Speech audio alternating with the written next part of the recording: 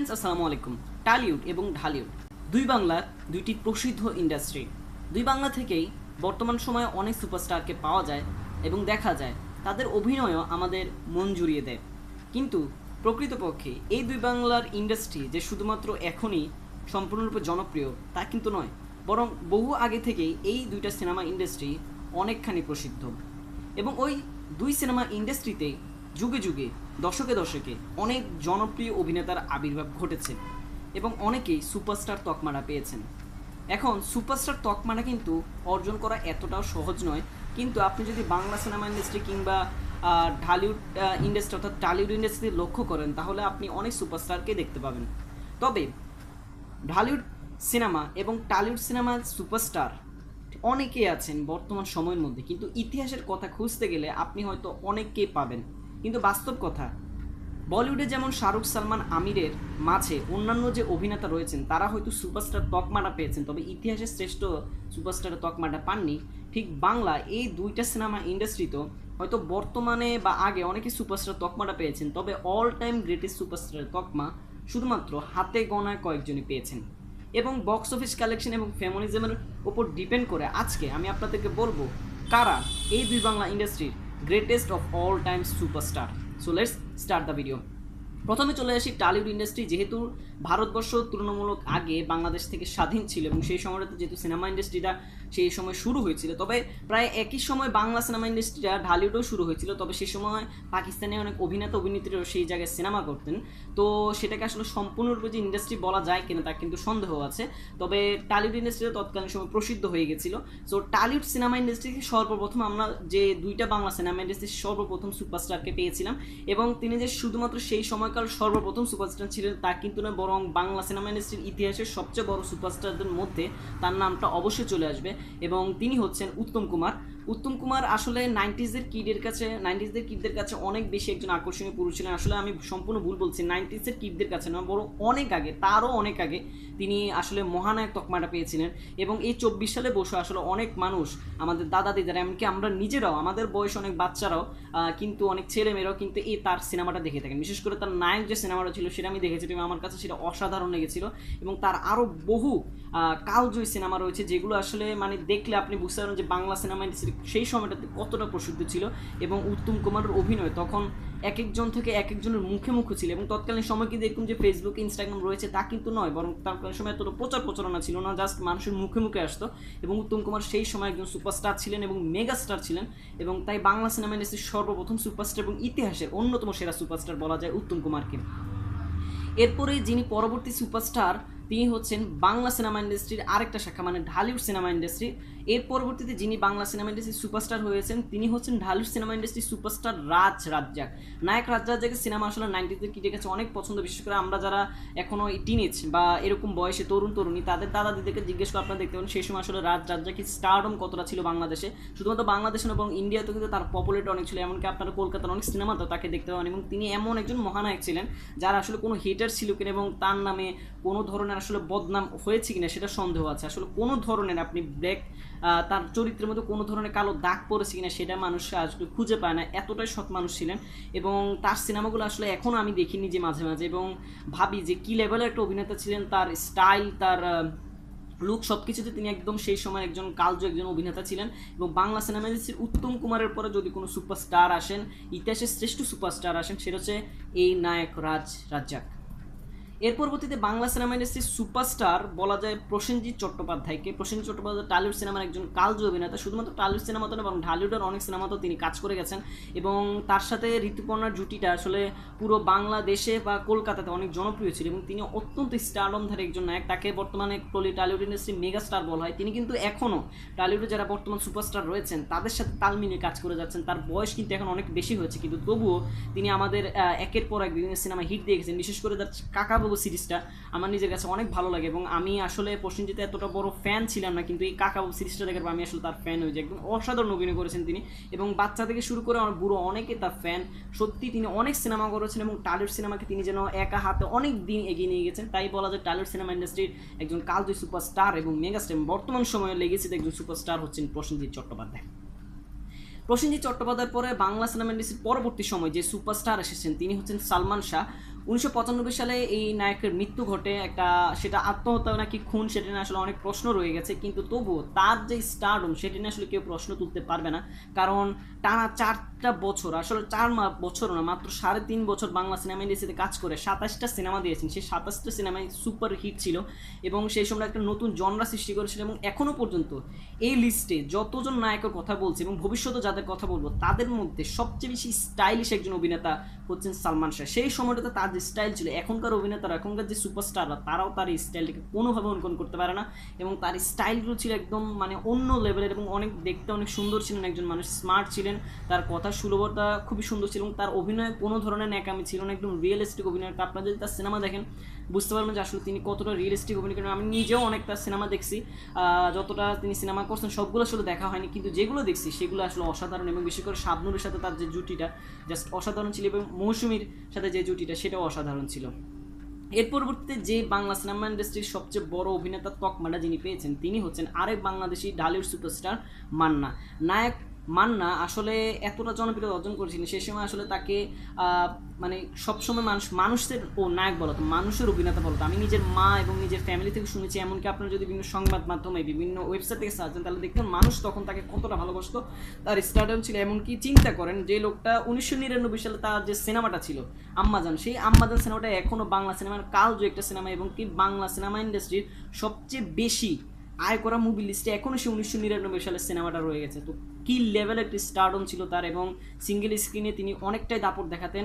আসলে তার দাপটের সময় কোনো অভিনেতার আসলে যুগ ছিল না বলতে গেলে, সত্যি একজন ভালো অভিনেতা ছিলেন, তার অভিনয় আসলে অসাধারণ ছিল, অসাধারণ। যদি তিনি 2008 সালে মৃত্যু না হলে হয়তো আমরা তার থেকে আরও অনেক ভালো ভালো সিনেমা পেতাম, এমনকি শুধু তার থেকে নয়, বরং সালমান শাহ যদি মৃত্যু না করতো, আসলে সালমান শাহ যে কী করতো সেটা আসলে সবারই চিন্তার বাইরে, এটা জাস্ট কল্পনা করা যায় না।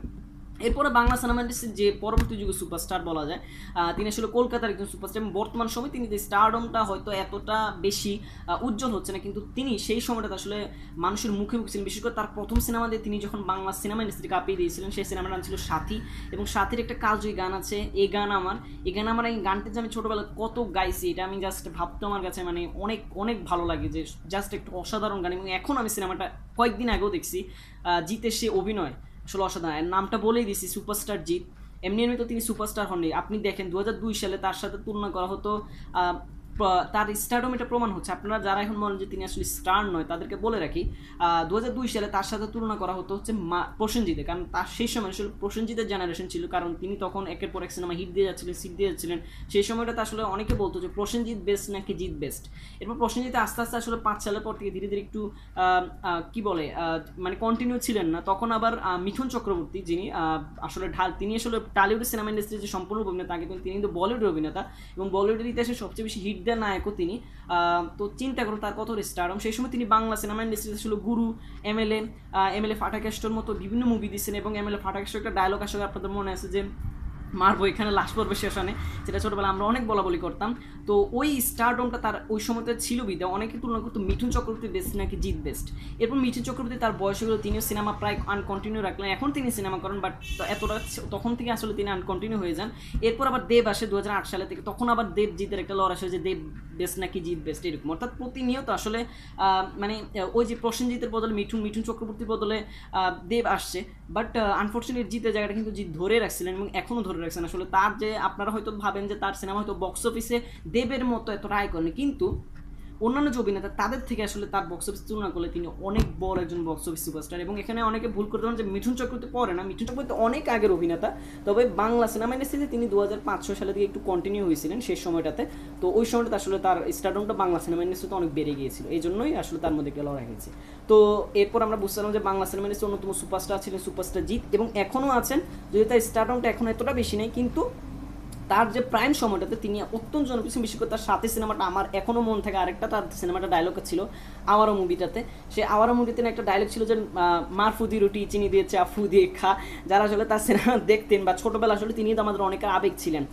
স্পেশালি তার যে 100% লাভ মুভিটা ছিল, সেখানে তার একটা ডান্স মুভ যে ছিল 100% লাভ বুকের মধ্যে হাত দিয়ে একটা জাস্ট একটা অসাধারণ ডান্স মুভমেন্ট করতেন। তো একটা অসাধারণ অভিনেতা তিনি, এটা বলার বাইরে। আমাদের ছোটোবেলার অনেকের আবেগ, ছোটোবেলা আমরা অনেকে তার সিনেমা, আমি ছোটোবেলা তার অনেক বড় ফ্যান দেখছিলাম তার আওয়ার মুভিটা, এরপরে তার আওয়ার মুভির একটা গান ছিল ফুলকলি রে, এগুলো জাস্ট মনে করলাম, আমার কাছে মানে ভাবতে অবাক লাগে। এমনকি বক্স অফিসও সেটা বলা যে তিনিও ইতিহাসের অন্যতম বড় সুপারস্টার এবং বাংলা সিনেমাসের সবচেয়ে বড় সুপারস্টার তিনি একজন। এর পরবর্তীতে আসলে যাকে সুপারস্টার মানা হয় তিনি হচ্ছেন আরেক বাঙালি অভিনেতা। 2008 সাল থেকে 2015 সাল ছিল তার প্রাইম সময়। তিনি হচ্ছেন, এখনও তার স্টারডমটা আছে, তবে ওই সময়টা যেটা ছিল সেটার কাছে এটা কিছুই না।